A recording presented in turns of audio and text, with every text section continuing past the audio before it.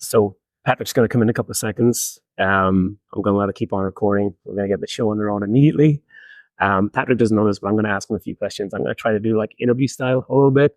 I need to get a bit into, why Shift the app was even conceived, as well as, some of his history, some of the stories I don't really know that, and get into the story of how we met, along with Jackie. So big shout out to Jackie. Wacker and I are here ready to go, and everybody else is going to hear all about it. So waiting for my pint, waiting for my co-host, Mr. Blood. He'll be back. We'll get this thing kicking off. Oh, there you go. Good man. Now we set the scene. Jesus. We let it settle. Just don't forget to put that microphone on again, you boy.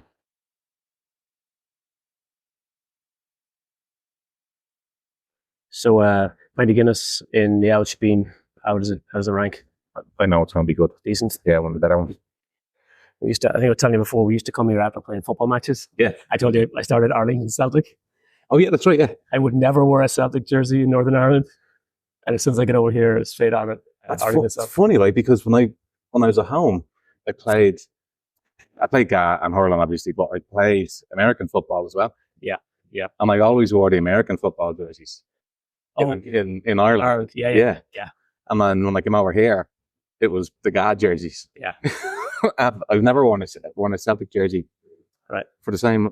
Oh, yeah. For the same kind of reason, actually. Just totally. Yeah. Well, I moved to Northern Ireland when I was 15, and so I wouldn't even wear an Ireland jersey around. Yeah. Which is awful. Like, couldn't wear an Ireland jersey, couldn't wear a Celtic jersey. I got punched in the face one time for having a Mayo accent in 1996. I think it was. In Enniskillen? In Enniskillen, yeah. Did you? A couple of hoods around the corner were like not happy to hear that Irish accent. I mean, I'm from Tal. I just got punched in the face. Because I didn't need to be from anywhere. It was just talent. I was going to say, growing up in Ballina, exactly. There wasn't. Didn't need to be a reason. No. Listen, cheers that to looks about fucking perfect, doesn't it? Cheers, my friend.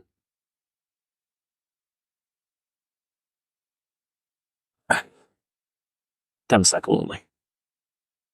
That's a great point. It's such a finicky drink that.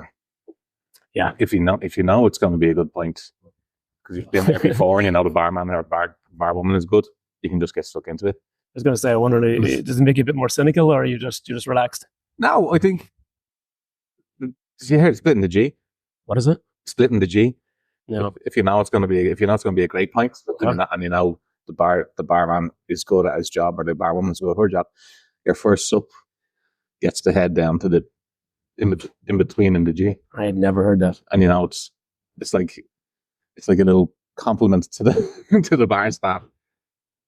Like that. No logo though, right? I can't be splitting the G on at lunchtime though. Well, it's not lunchtime yet, Patrick. Okay. Well, listen, I'm going to check. I think we're recording. I'm going to have a quick look and then get back here. Okay. Just to make doubly sure. We're good to go. All right. This is the first of many.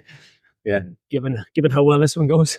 It's funny that you were born in the Republic, but did your later teens in the North. Yeah. And how you have a slightly different kind of later teen years than I had. Yeah.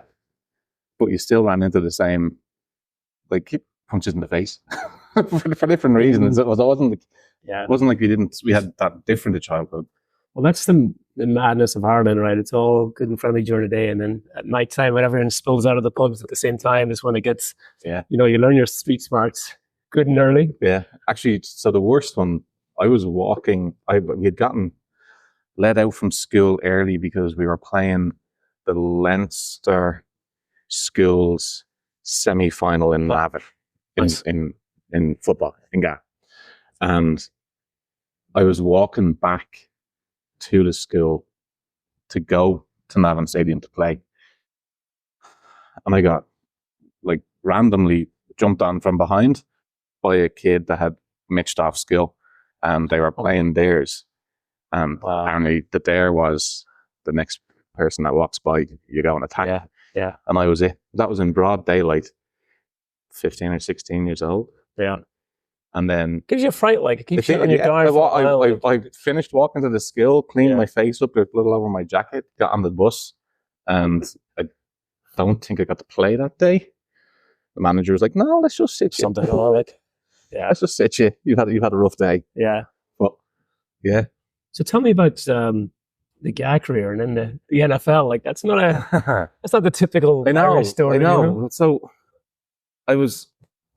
my mum and dad worked here in DC during the 70s for a couple of years. And I was actually born here a little earlier than planned. So my mum had me in Georgetown Hospital. And then after a couple of weeks or months, when I guess they were safe to travel or whatever, we all moved back home to Dublin. So I was back in Dublin within a couple of months. But my dad had fallen in love with the Washington Redskins when he was here. So when I was about 3, he gave me a hurl, a Gaelic football, and an American football. And I carried the 3 of them everywhere with me. And then by the time I was 12, 13 playing sports, I was into the gas sports and there was no American football around, but I was always, my mates on the street would always play our football and whatever. Yeah. And then I'd always bring out an American football. So we all learned to play American football together on the street in Tallaght. Love it. 2 of them ended up playing alongside me on a team for a couple of seasons. Yeah. One of them actually made it to the Irish national team with me. Wow. And so the American football kind of flourished. I went through the GA and the hurling all through school and then got onto the Dublin All-Stars team and made it to the Dublin minor football. And that's kind of where my GAA career petered out. Yeah. But I had been being watched playing the American football. Small community, but a hardcore community. And some of them were American expats. And by the time I was 18, someone from an American university had been watching somehow. And there was the beginnings of a link to NFL Europe. There's the NFL were trying to open up a league in Europe. And so there were some scouts, and I don't know what it was with the connection between the Irish sports and the American interest, but there ended up being an opportunity. I was actually offered a scholarship to an American college, which I turned down. And I had a shot with a team called the Scottish Claymores. Yeah. They're one of the NFL Europe teams. And I just got badly injured, and that was that. What position was it? I was a quarterback. So you were the hammer throw, the Irish, Irish unicorn who can throw the ball far. And I taught myself how to throw. I get my dad showed me the concept, and then one Christmas I got a book by a lad called Joe Namath. He was a New York Jets quarterback in the 70s, I think it was. And his book said to get your arm up as you're throwing the ball, and I used to throw the ball sidearm, so I corrected that. And by the time I was kind of that late teen playing competitively, being watched by people when they're asking me who has been coaching me or where I learned or whatever, I was like, nobody, me, just figured it out. And then I kind of made a guy laugh because like I read a book by John Namath once, and he was like, "Geez." So so it was fun, and it was all kind of ragtag and very disorganized. The league in Ireland was very young. There was a bit of infighting. There was only a couple of teams. There was one Dublin team initially, a couple of teams in the north, and that was it initially. And then it started to grow a little bit. We got a team in Limerick. We got a second team in Dublin, and it kind of petered out from there. But yeah, I was part of like the drive. Now today, there's several teams. There's several counties have teams. A lot of them are university linked. Yeah. Did they come over here at all? Did they come tour? No, I think American teams go over. Okay. I think as the NFL starts to, well, it's NFL and college. So I think more college teams have been going, and now they're playing. They've played their first couple of regular season college games over there. So they'll bring some more colleges for friendlies with the Irish teams or the Irish national team. So yeah, it's growing. Who's the lad who came over here recently? So remember, I think that might have been on the newsletter at some point, was it? The lad from He was a gap player as well. yeah, he was. But a couple of 3 or 4 of them came over. So there's this thing now called the International Player Program, Okay. which I think I would have been at the very, very beginning of. Yeah. I think it even had a name at the time. But I think a lot of it was driven by Dan Rooney, who was the ambassador to Ireland for America, who was the owner of the Pittsburgh Steelers. That's probably where it started. Do they give that book to every up and coming player? Not really. No idea. You can't get the program without reading it. But I do know the Pittsburgh Steelers had a like a little watch party just 2 or 3 weeks ago in Craic. Oh, really? So I think if Dublin gets an NFL game, I think it'll be a Steelers versus somebody game. Yeah. But the 3 or 4 lads came over from the GAA to try out for kicking positions. They don't have the throwing motion. I don't know where I got that, but I don't know. No. And I think the other thing is because I played a sport like hurling, the coordination that's needed in hurling is so global. You're moving everything at a high speed all the time. Nobody over here can believe hurling's a real sport. Now hurling's like, it's like, I mean, hurling's I think it's the best sport on the planet. I think there's nothing like it. It's the fastest, most skillful, hardy sport. Well, you were brought up with a hurl. I was born in the west of Ireland, and with by no fault of my own, we were not into not into any of it. And I was the one who sort of started playing football by myself. I played soccer, I played football, and soccer won out for me. And at the time, you were kind of like, this is like, so I was born in Mayo, I grew up in Ballina, but at the time, 11, 12, getting into sports, you could really do one or the other. You could do soccer or you could do football. They really didn't. The ga-heads obviously did not like you playing soccer. Yeah. And soccer was like the ugly stepsister in the town. So I played for Ballina Town when I was 11 and 12, and I swear we got beat 10-0 every single match. So that's my sports career. That's how it started. But I do miss the GA. One thing I regret is not joining the Gaels in DC whenever I arrived. Yeah. And not making the most of that. Yeah. I again focused on soccer, and obviously the El Pinch at the weekend doesn't play nicely with the GA career. I played with the Gaels for 2 seasons when I first came over. It took me a year or 2 to find them. Yeah. When I found them, I played with them they were training in Bethesda, I think. And then I moved out to Charlestown. So it was too far. But I think we played teams from Denver, New York, Boston, Chicago, and it's sport. But then Jesus, the piss up after. That's the absolute. I'm sure it's madness, especially like a whole bunch of Irish lads coming from one city to the other. Some have a worse reputation than others. I won't name names or cities, but I've heard some stories lately. The lads, the kids are awesome. They're fantastic. But yeah, we'll need to be in touch with them. But listen, let's talk about what we got going on here. Okay, we're going to start. You're going to tell the story. You're going to tell me why shift is even a thing. So you're going to have to explain what shift is, and then where the idea came from and what you're thinking here. So I'm over here 21 years this year, and bear in mind I came over on a one-way ticket. Yeah, I bought the one-way ticket in a 10-day. I bought. And you had citizenship, so you had a little bit of a You just stepped ahead. So So the very beginning of me coming here, I was in a car coming home from around the Gulf with my dad and my uncle. Yeah, both true Dubs. They were born in East Wall, proper blue Dubs. Yeah, and my uncles. We were at a traffic light at Newlands Cross in Dundalk, and I'll never forget it. He turned around. I was in the back seat. He turned around and goes, "The fuck are you still doing in this kit?" It's like, what? And he goes, "You have this dual citizenship that you can. It's available if you want to go use it." And you get the arm like a hammer as well. So. Yeah. So that wasn't really part of the dream at that point. I don't think. But I just. He said it, and it was just a moment in time, but it stayed in the back of my mind. So I got injured and knew that I couldn't play to the level that I was at when I was 19. And I got a couple of jobs. I didn't do any college. Just knew college wasn't for me. Like, okay, student, but just not. So moved decided to move when I was 22,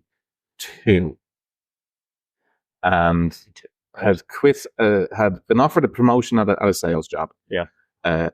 Asked for the weekend to think about it. Over that weekend, I ended up with a girlfriend. Bought a one-way ticket. Declined the promotion. Hold on, you broke up with the girlfriend? Yeah. Okay. Declined the promotion on Monday. Yeah.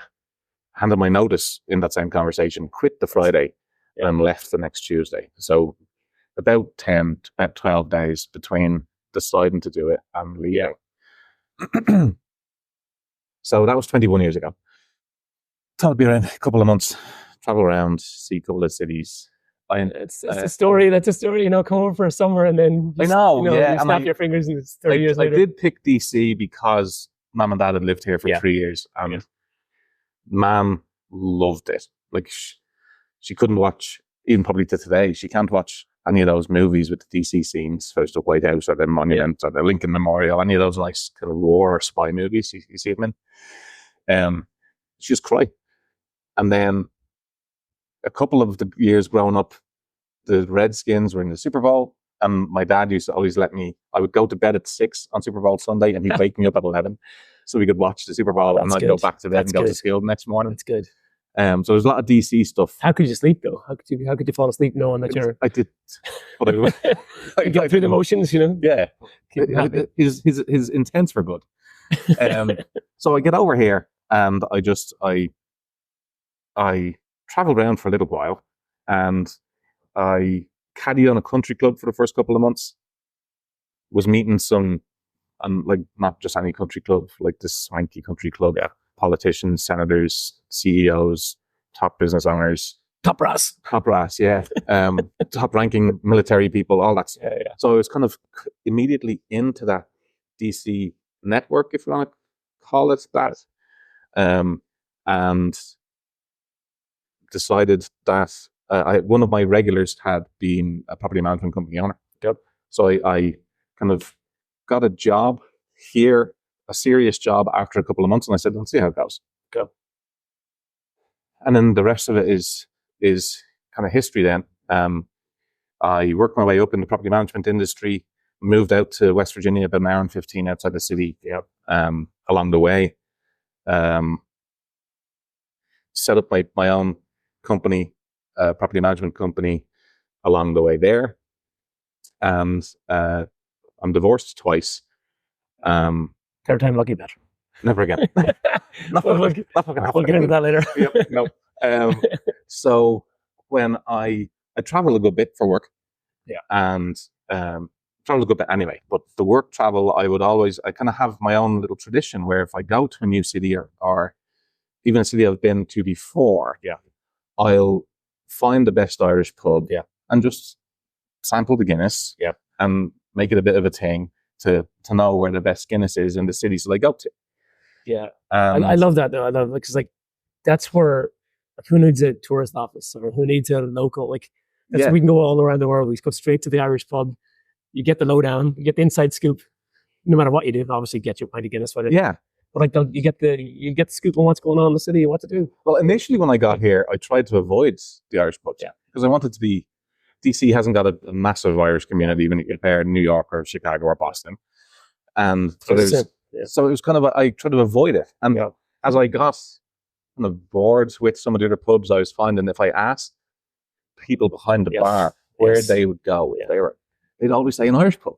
Yeah. So what I realized was that in the other cities that was the same thing. Yeah, and a good Irish pub seems to be a good heartbeat or a good temperature check. For what that city is, the Guinness just comes with it for me. Right, but it's a great opportunity to always meet other Irish people. Yeah, and I had suspected it, but I think the way we travel, Irish people, we travel a lot. First of all, globally, we get everywhere, and when we get to those places, we find each other, and that's what those Irish pubs are.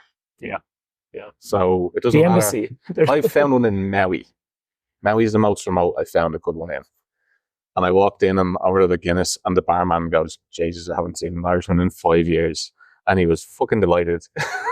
And I went every day. I was there for a conference. And I ended up going over every day and just having a pint and a chat with this lad. That's great. But that's what happens. Yeah. So then I realized there's no real easy way to find the good pubs. Basic searches online are generic. Right. The good pubs can be found through the ads. They can pay to get top or whatever. Yeah. So I was like, why don't we just consider putting a network online or in an app where the Irish people that do travel find each other? And that was basically the premise. The initial premise was give us a way to connect globally in an app and try and bring the atmosphere or the connection of what happens in the Irish pubs into an app form. I think that's the very basics of where it started. And then it's called a shift. And yeah, so shift. When obviously, if you're Irish, you know what's up. I actually thought about the name of it here. The name, oh, really? Yeah, the name I was talking to. This is the Auld Shebeen, by the way. Yeah, we're in the WB Yeats library in the Auld Shebeen. So I was here on a Friday night talking to another friend, and I was saying I have this idea, and no idea what to call it yet. Well, it has to be clever and quintessentially Irish. Yeah, and that's the big piece of it, right? Well, it's like it's the words, it's the phrases, it's the language, it's the So what do you do often in Irish pubs? You get the shift. And the word shift by itself. And you're a 45-year-old man running around and getting a shift in Irish pubs. It's like, not quite so much anymore. So I love it. No, it's funny because the Tala lad in me never really would have used the word shift. I can't think of many Dublin people that use the word shift. Yeah. My mom's from the Meath-Cavan border, and I have a bunch of cousins, like 50-something cousins down in that part of the country. And I spent many weekends and every summer down there, and getting the shift was, so I'm kind of half country and country enough. I was like, that word really works well here. Because it's also a directional word. It's like every Irish person will go, oh, that's kind of funny. That's a bit clever. But to the general public, it's just a word that means doing something. Well, coming of age in Ballina, County Mayo, we're all very familiar with getting the shift, which I think it's a good one. But it's not just, is it like the dating? And we've talked about this before. Dating in America is very different than dating at home. Like, we never used the term dating at home. And I've never gotten used to the word dating. Yeah. After 21 years. Yeah. It's a strange concept anyway. Yeah. Like, this formal meeting of two parties to decide whether they connect or not. Yeah. And I think if you're to compare the traditional dating apps, they are aimed at the American way of dating. Yeah. That's what they do. Yeah. Whereas the pub is like a social center. Yeah. It's like a therapist's office. It's like it's where you go with your mates to have a pint and catch up. And there's not many TVs unless there's some big sporting event. Yeah. So it's a communication, an area of communication. Well, that's what I love about. That's, I think, one of the things that makes me most proud to be Irish is it's symbolic. The pub is symbolic. A pub is a public house. Yeah. It's literally a public house open to everyone. Yes, exactly. Come in, Yep. Meet, relax. Yep. Where everyone knows your name. There's the quintessential concept of like a home or like a living room, a sitting room where you're welcome. Yeah. And that's the piece that sort of like brings that true to me. And I think, and I've said this before, like, it's the people who aren't even Irish, people who have maybe got a percentage, a thread of Irish in them. They love the Irish pubs. They do. Being an Irish in America, you get a lot of perks as well because of that. People are drawn towards you, and I think the reaction then from most Irish people is they're very open and they're very a little bit shy, but will open up very easily given half the chance. Yeah. I think what makes it unique, the Irish community unique, more than others globally, is that there's 7 million of us at home, on the entire island. But then there's enough of us globally, like 80 million or something globally, that go to these Irish pubs and create the reasons and the pride that the other nationalities have in their connection to being of that heritage. Totally. We can also have, one of the few places that can be proud without being arrogant. Yeah. I think we haven't really, the country itself has never really fucked anybody over. Yeah. We are the ultimate underdog story. Yeah. Like, we've been colonized, we've been shit on for 1,000 years. We spread around the world. It's straight into it.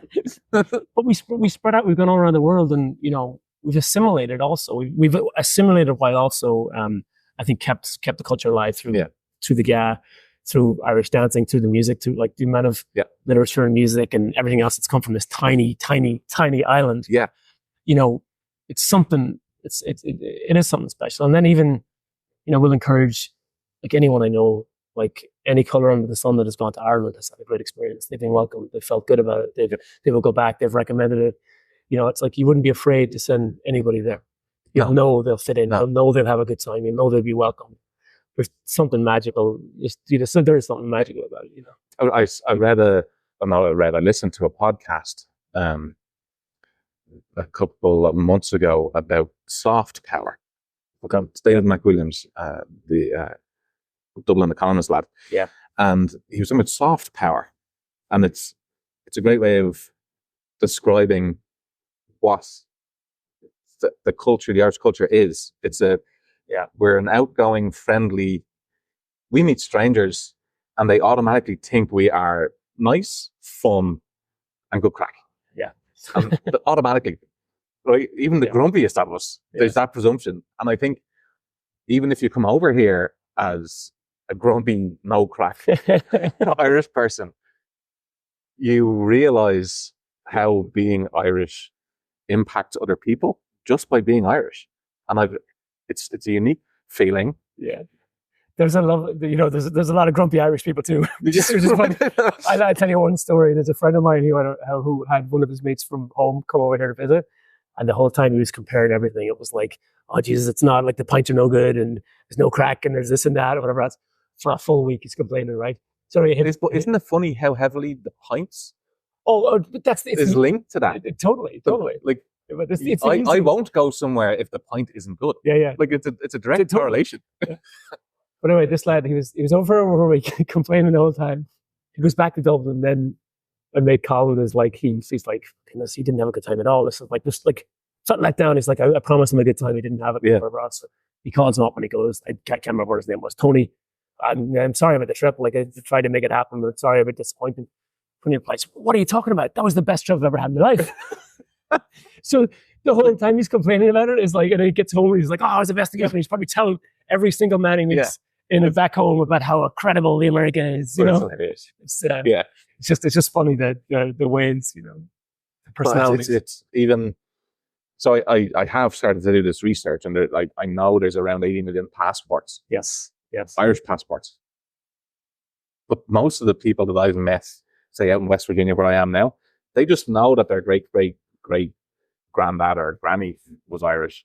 Yeah. Like sometimes it feels like they'd almost, my great granddad's dog was an Irish wolfhound. Yeah. To get that connection, like it's like they really want it. They really want, and 23andMe is, I don't know if it's doing more bad than good for these people. Well, okay, yeah. I have it, so I told you, this. I moved to Enniskillen from Fermanagh when I was 16. One of my friends here in America is a Maguire. Yeah. So Enniskillen is like the island town fortress. Like it was the Maguire clan that owned the whole area, right? So he did some research. He was all about it. He's so proud. He's like, I'm Maguire in Enniskillen. Like he's so proud of being from Enniskillen. And the Maguire, he did his 23andMe. He told him he had zero. Zero. He had like 3% Irish. It was all like Ulster Scots and then English and Royal English. I'm just like, I didn't realize it goes that deep into the. It does. It goes pretty deep. Okay. So it has its pros and its cons. That's fast. It's a good one. But no, it's the crack as well. So like, I want to talk to you a little bit about the newsletter as well. We've kicked off the newsletter. Yeah. This podcast is like the first. This is an experiment. We'll see how this one goes. Yeah. But the idea and the reason why I love this, I love the app idea. It comes from a sense of community. It comes from a sense of giving back and a desire myself to reconnect with Ireland and with Irish people over here and go through the same pain points of like, wanting to be enough of getting away and having my own experience, but also wanting to be in touch and whatever else. I love that we're getting out there, starting a community. I think community is what Ireland is all about, and the Irish abroad is all about community. The Craic newsletter is speaking, I think, to the people that are most important to this journey. I think so. People like us. Yeah. And I think building I think you're right. Community is kind of what our relationships are based on. Yeah. And even if you think about the Irish networks that we found professionally along the way, in every major city, there's a community of Irish people. We find each other wherever we go, whether it's for pints or for professional networking, or helping each other out with referrals or whatever it is. And I think a newsletter to introduce what we're trying to do is the best way to build a community, rather than trying to sell someone something or convince someone in a way that would feel salesy. Totally. Like if we get the following that I think the newsletter will gather, that's the community that I think will use an app like Sheffield, wherever they are. So then, like, ideally, if we decide to go to Japan for a holiday, and before we go, we can go, right, where's the best spots? Where are the best Irish pubs in Tokyo? Why are they the best? And who's going to be there? Like some form of not necessarily a check-in, but like some way of saying, we've been here. It's a good spot. This is where you're going to have a good time. And the Guinness is decent, right? That's helpful. It is helpful. That's helpful. Oh, I am enjoying it so far, and I love, like, Jack is so Jack's the writer. We got to know over the last few weeks.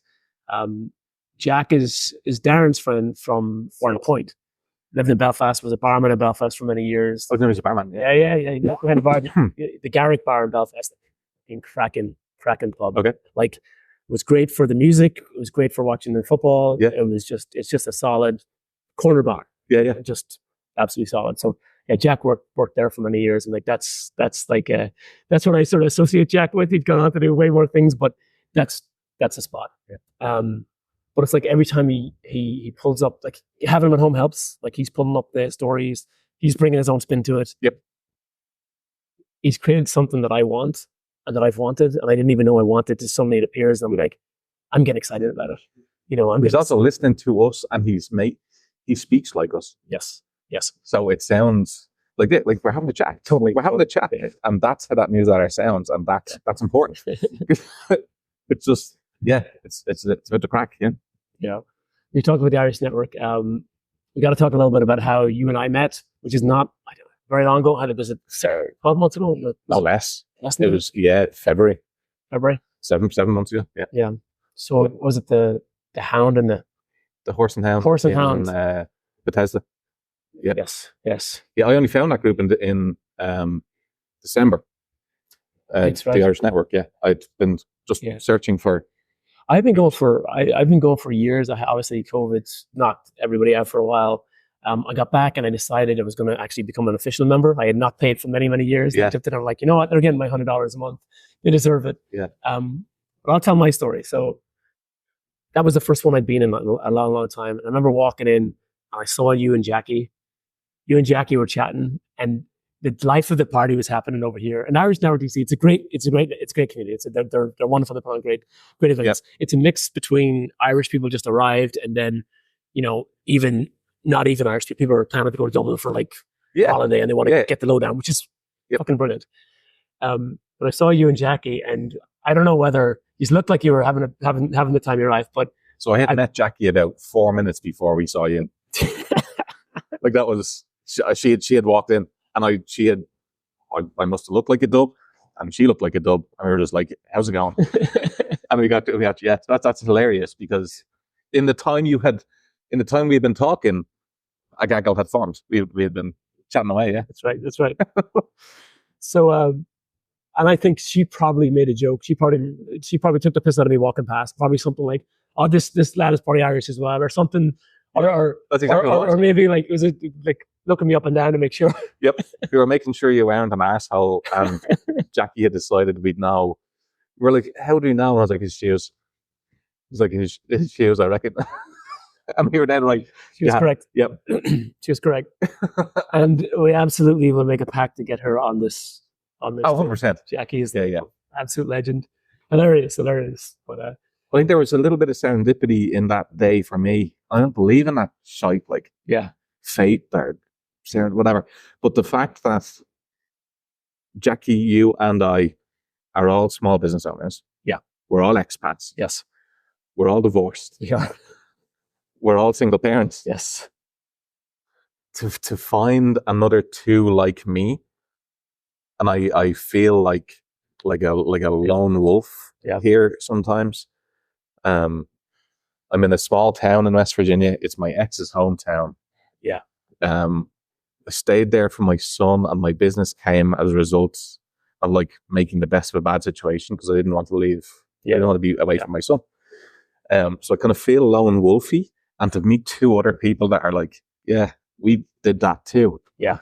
Thank you. I 100%. Totally. And then obviously the Craic is mighty. Yeah, exactly. Yeah. Craic is 90. Craic is 90. Did you see that? In the Isle of Man. I know you noticed that, didn't you? I did notice that. That right away.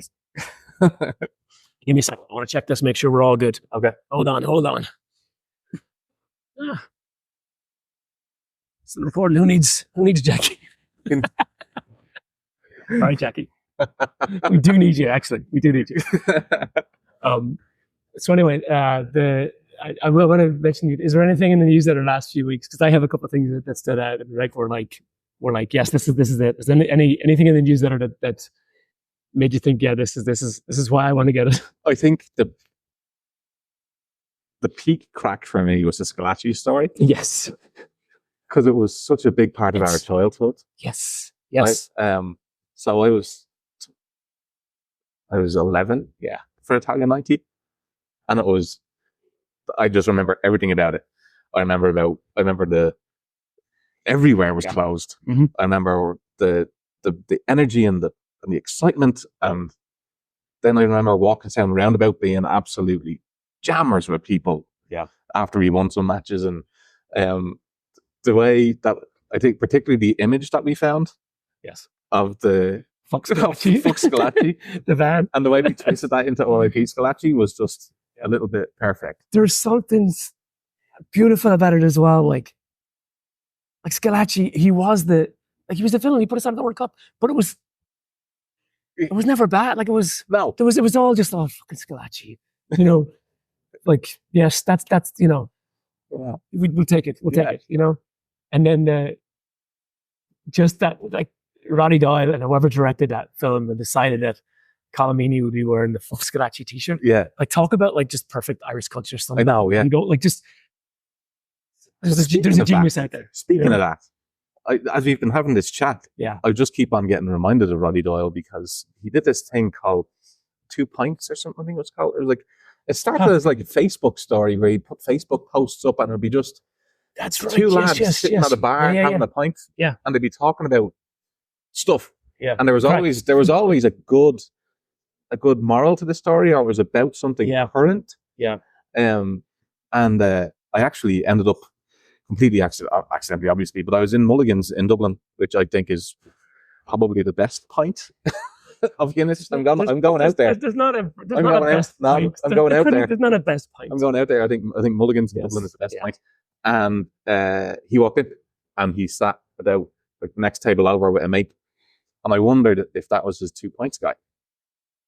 But we just sat. I didn't. Yeah. You know the other thing that I like about the Irish people, we don't go mad for that kind of. Hopefully we don't. Roddy Doyle sits. We've been away for a while. Hopefully, fair enough. Roddy Doyle sits down. Yeah. And there's Roddy. Let the man have his pint. There's Roddy Doyle enjoying a pint. Yeah. Yeah. Leave him alone. It's good. He's an absolute fucking legend. I went to see Glenn Hansard. Oh yeah.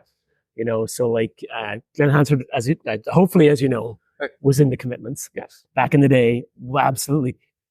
Notably, by the way, The Commitments was one of the most popular films that was ever played at the Arlington Draft House. Very, very random. That is random. That was one. So they have the Big Lebowski's, another one. Yeah. Classic. But The Commitments was one of the movies that came back again and again for some reason. That was like No way. So you know we need to do something there just to and have them play The Commitments. Commitment show. And I will never forget. And was the name. That was the name of the band. That Outspan. Yeah. That Outspan was in. Yeah. But I saw Glenn Hansard at the 9:30 Club last week, and my God, Still has it. he just gives it. It's Yeah. you know, I went there by myself. You know, I actually went. I got tickets through the Irish Network. They had gone ahead. I went back. I was like walking the door. I was like, should I try to find them again, or you know what? No, I'm just going to be near the front, and just was just like the best 2.5 hours. 2.5 hours, right? And it didn't like it's absolute fucking legend. Yeah, like absolute legend. This is what it's all about. You know, it's fun. How's your pint going? The Auld Shebeen has a good pint. It does. Every time too. You know, you appreciate the pint as well. Fuck, I remember this was probably a turning point in my Irish or my American adventure. Yeah, I was going into fucking a pub. No, it was a pub. It was a sports bar. Yeah, in Clarendon, in Arlington, and I went in and I stupidly ordered a Guinness, and it came out in this shitty fucking not punk glass. It was like the thing was like, and I remember thinking, I will never, ever again order a pint that is in somewhere that's not going to give me a pint. So I walked into a bar in Salt Lake City two years ago. I don't think that it wasn't necessarily a bustling metropolis of Irishness at the moment. But yeah, I had a schooner. I asked, what's a schooner? It's like an old, fucking, like a goblet thing, but like it's probably 3 pints. Really? Of a thing. Yeah, like a massive thing, and it looked like a bowl of puke. And it tasted like a bowl of puke. It was the worst one ever. The worst one ever. What? It wasn't an Irish pub, was it? No, it was no. Well, no. Is it one of those? There's some that have a little like so. Colony Grill is in. Again, I talk about Clarendon a lot. I live there. It's a Connecticut or a New England bar that has a big shamrock on it. And it's not an Irish. And it must pub. be Irish. It's not. I know, but that's what if they have a shamrock on it. You would think so. You would think so. I would not order a pint there. But they have a big old shamrock outside, and I was like, "Oh, fucking new Irish pub! Let's check it out." And that's what the okay. There's one in Charlestown, and it's like stick a few shamrocks here and call it, an Irish pub. I'm in New Orleans, as you know, a lot. I love New Orleans, and it reminds me more of Ireland than probably it's one of the 2 else. major cities I haven't been to yet. New Orleans and Seattle. We'll go there together. Okay. New Orleans, it's the closest thing to. Again, this is just how I see it. Maybe it's because I just find a sense of home there. Yeah. Because it's definitely rough around the edges. Yeah. You know, you got to be street smart. You got to know where you are, know what to say. Yeah. But the one thing it doesn't do is Irish pubs. The Irish bars are very, very, very, very. You'll get a pint of Guinness. You'll get a decent enough pint of Guinness. Finbody is a good one, but it doesn't feel. It certainly it feels like it's an Irish bar in New Orleans. Okay. So I have they don't always get it right. I remember going in 2001 to an Irish bar in Buenos Aires. Yeah. And at the time they were like the most popular thing. And there was like 100 people at the door on a Tuesday night, and again, I was like walking and going, does this work or doesn't work? Yeah. Very different. Give you a pint. I went to Buenos Aires. I went to Buenos Aires for the first time last year, and I went to an Irish pub. But the first thing I noticed was that they socialise differently. Okay. Which is another thing about the Irish pubs. I think that maybe help the energy. It's a cultural, yeah. So I travelled solo. I went down to Buenos Aires, and I walked into this Irish pub, and there's a perfectly usable bar, but it's all closed off, and everybody's sitting at tables. So I had to sit at a table by myself. The pint was all right. Yeah. But there was no it was more like a restaurant, and that the more pubs I went to in Buenos Aires, I realized that's how they socialize there, which really highlighted how different we socialize compared to some of the rest of the world. We're there to mingle. We're there to mingle, Even- right? We're there to chat. We're like they're there with their friends sitting at tables, whereas I would even go as far as to say I was in Munich for Paddy's Day this year. Yeah. Fucking fantastic time, great festival. Johnny Logan was the headliner on Paddy's Day, right? Oh, that was a whole separate issue. His in-ear music was off with the way he was singing, and he went off at his sound engineers like 4 times. It was. I'd say Johnny Logan is the one not to good. like. It was, not to the go whole listen. audience was feeling bad for the sound engineers. Like it was anyway. But we went into one of the brew houses, one of the big things, and it's massive rooms with massive tables. Yes. And there was 3 of us, and I just said to my mates, "It's like, can you imagine the difference in atmosphere if everybody just stood up?" Yes. Because it would change the whole energy. Yeah. And the outside group interaction that happens in the Irish pubs where you make your friends and you have the contact. You know what I mean? There's a bunch of The little Irish pubs are differences. unique like that, I think. Yeah. It's we have it here, square tables as well. But yeah, I like the square that's square tables. I Okay. like the round tables. The round tables give a sense of like, it's not so formulaic, or it's like you can come in and out. Yeah. And definitely the stand and then the moving around the bar. And like, that's the whole kind of essential experience, you know? Right. You know, I remember smoking was banned in Dublin, and we were over here when smoking was banned. And I remember thinking it was never going to work. Yep.